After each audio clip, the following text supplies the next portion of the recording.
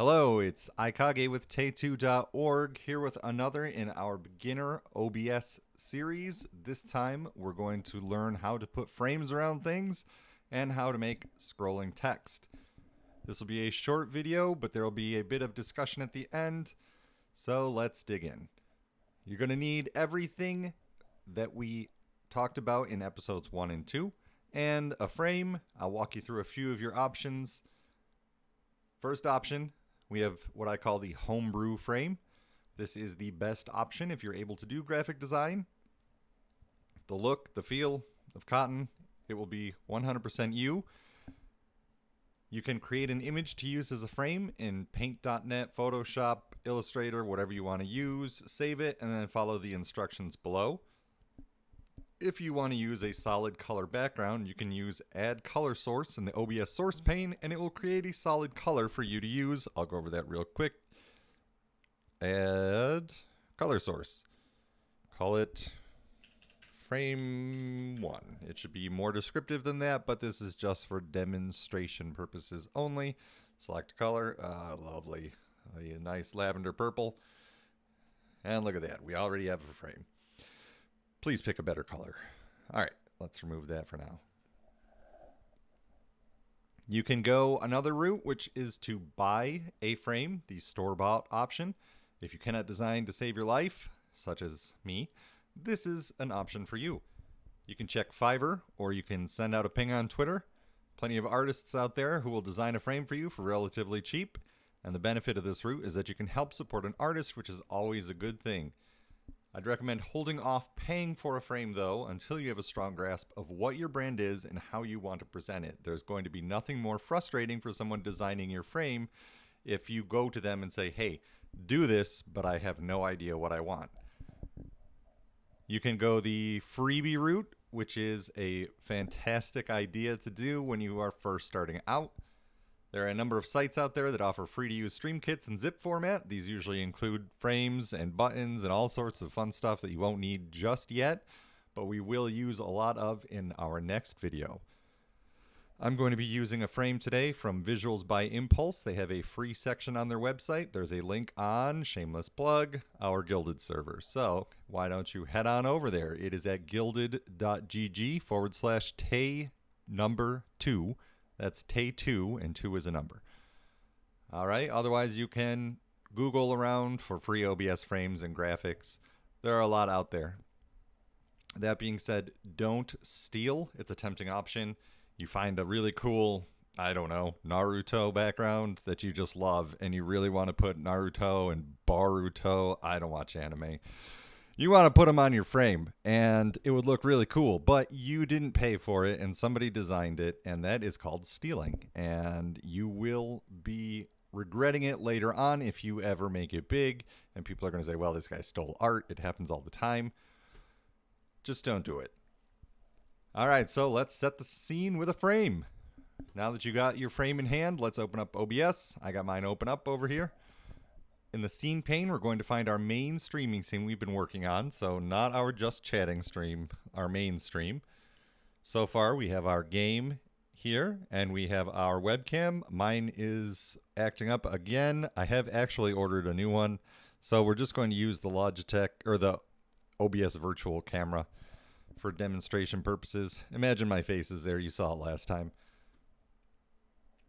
We're going to go ahead and add a frame. So let's add image. We'll call it background streaming frame. Try to be as descriptive as possible. I'll go into why a little bit later. So it's going to ask us to find the image. Let's just use horror cam. That'll be fun, right? Yeah, look at that. Okay, so now we want to arrange things properly, so our background streaming frame should probably be in the background. Let's put it beneath everything else, and then we can kind of just arrange things how we want them to be. You know, maybe we want this a little bit smaller over here. Now, what is cool is you can actually use frames to frame not just your game, but you could use it to frame your webcam too. So we can just simply resize this and put it around. And then obviously we would have to move it up. We would want it kind of directly underneath the thing you're trying to frame. And then we could make this maybe a little bigger. Now let's put Among Us over here. Maybe squeeze it down a little bit. Then we can add another frame. We'll call it frame 2 for now.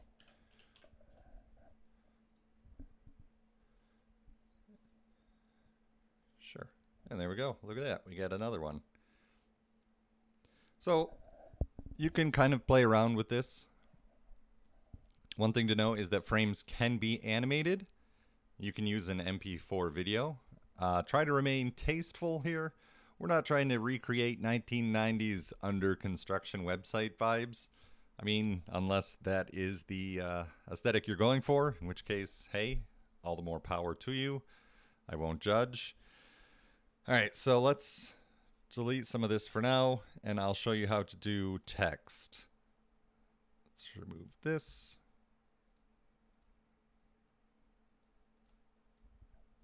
Okay, so this brings me to actually a good point. If you're trying to grab onto something and you find that you keep accidentally grabbing the frame background, what you can do is click the lock icon here, and now, I can't move it. And then it's much easier to grab the stuff that you actually want. Okay, so let's add some text. In order to do that, we're going to add a text GDI source. Call it, let's say, website logo. That's not really going to be a logo, but it's okay. So select a font, make it pretty big. It's easier to scale down and make it look nice than it is to have to scale up and make it look pixelated. Let's say 180. And we will type in, I don't know my own website. The Tay2 website address. Now, one thing to know is you're going to want to put a number of spaces after this.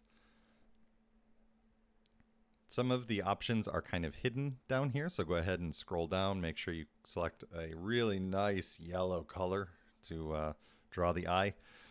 Again, these are all just for demonstration. I would never actually do this. I'm trying to think if I have video evidence to the contrary, but anyway, we're gonna go ahead and animate it now by going to right-clicking on the logo down in the source pane and going to properties. Nope, I'm sorry, going to filters.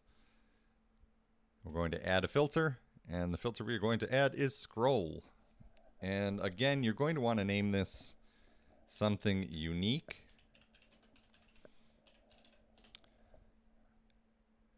Now all you have to do is change the scroll speed. So if we want it to be really annoying, we can go very fast. Please don't do that. Just keep it slow.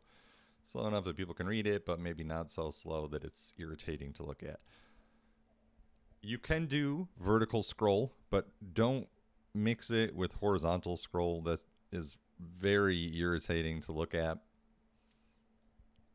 Vertical scroll you would use more with maybe list items on the side, like a list of, I don't know, credits or users who support you.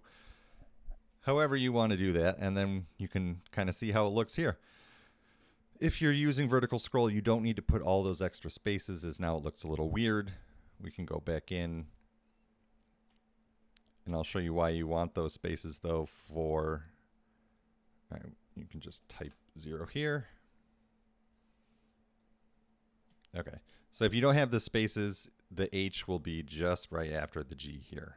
There will be no differentiation between the end and the beginning of the website logo.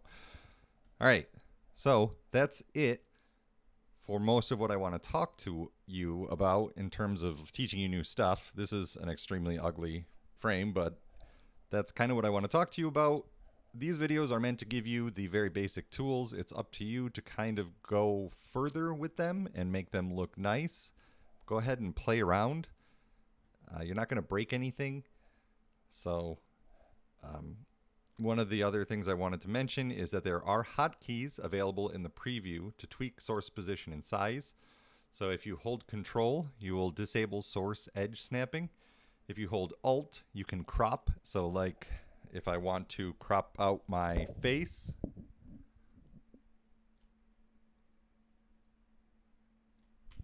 you can just do something like that. And now, oh, look at, I'm just the symbol. You can hit Control F to fit something to screen. Ta-da. Control S to make it stretch. I think I did not do that right. But Control D to center, Control R to reset the source size and position. So, like I said, we can make this much smaller. It's easier to make it smaller than it is to make it bigger. Maybe we just want it up there. But let's see, Logitech webcam, we don't want it that big, right? We can hit Control R and it will put it back to its originally added size, which was full screen. And if nothing is really doing the trick, you can right click on it and go to Transform, Edit Transform, and then you can do other things such as, you know, change the rotation of the object. Maybe you want to appear upside down for zany video. Okay, and with that, we're done with yet another step on our journey to streaming success. The design and layout of your main stream is important, and with the tools you have now, you should be able to come up with something pretty fancy looking. Just remember that less is more. It's tempting to want to throw every blinged out video frame that you come across to your stream, but try to rein yourself in. The goal is to highlight your stream components, not distract from them. With that ethos in mind, go and create, experiment, enjoy. Good luck out there. And if this video helped you, don't forget to like, comment, and subscribe.